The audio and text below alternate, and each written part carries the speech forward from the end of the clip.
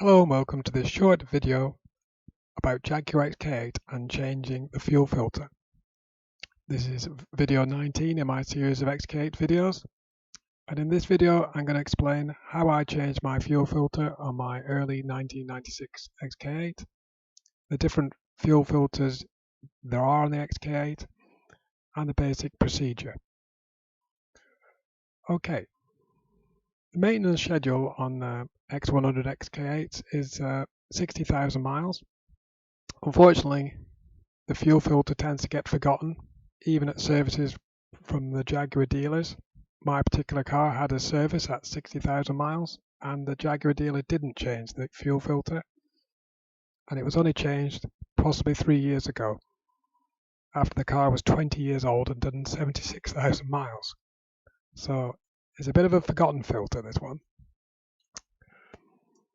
On the earlier cars, the fuel filter is situated between the sill and the middle silencer box. Later, it was moved up into the void behind the rear wheel arch, which I'll show later. There are two types of filter. There's a screw type, as used on earlier cars. The part number for that is C2C35417. The later cars were upgraded to a quick release type filter. Part number C2S20977. The two filters do the same job. You need to be wary of the direction of these fuel filters. There is a direction of flow arrow printed on the side of the canisters, but if you don't have that, you can tell which way it is, because the top or the swaged end of the canister is always the outlet, or that should be the nearest the engine. Okay, in order to get at your fuel filter, I jacked my car up and secured it on my wooden blocks. Safety first. The location then is literally just inside the sill. You can see it there. That's where my middle exhaust should have been. It's now got over axle pipes. So you can see this is the current position on early cars. On the later cars, they've moved the fuel filter up into this void up here. It's a little bit out of the way there. Obviously, it's less likely to be damaged by stuff going along the road. Here's the assembly. So the mounting bracket, as I've shown in green here, basically clamps over the fuel filter. In between the fuel filter and the clamp, there's actually rubber or foam. This makes it a little bit tricky to get out when the bracket's in situ on the vehicle. With these the screw type filters, there's also an O-ring at each end, which provides a seal. Okay, the tools I used were a 21 and a 16mm spanners, a 10mm socket, and a ratchet. So first of all, I emptied my system. To do this, basically, I started the engine with the fuel pump fuse pulled. The fuel pump fuse is situated in the luggage compartment fuse box, as seen here. The number is slightly different depending on the year of the car. After that, you need to prepare for some spillage. Although you've tried to empty the system of the fuel, there will be some fuel still sat in the fuel filter. The fuel will not siphon back out from the tank, but there will be a bit of spillage. So be prepared to catch a bit of fuel. Then what I did, I actually untightened the connection closest to the tank and let any excess drain out into my bucket.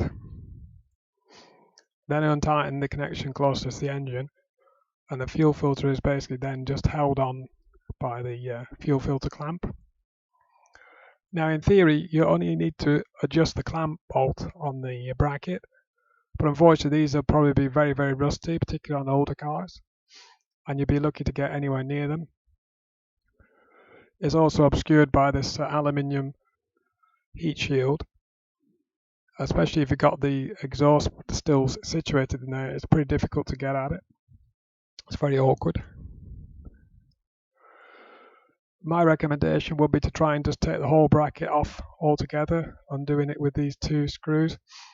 then you can take the bracket and the fuel filter off, and you can have a play about and get the bracket and the fuel filter parted on a bench rather than lying on your back underneath the car.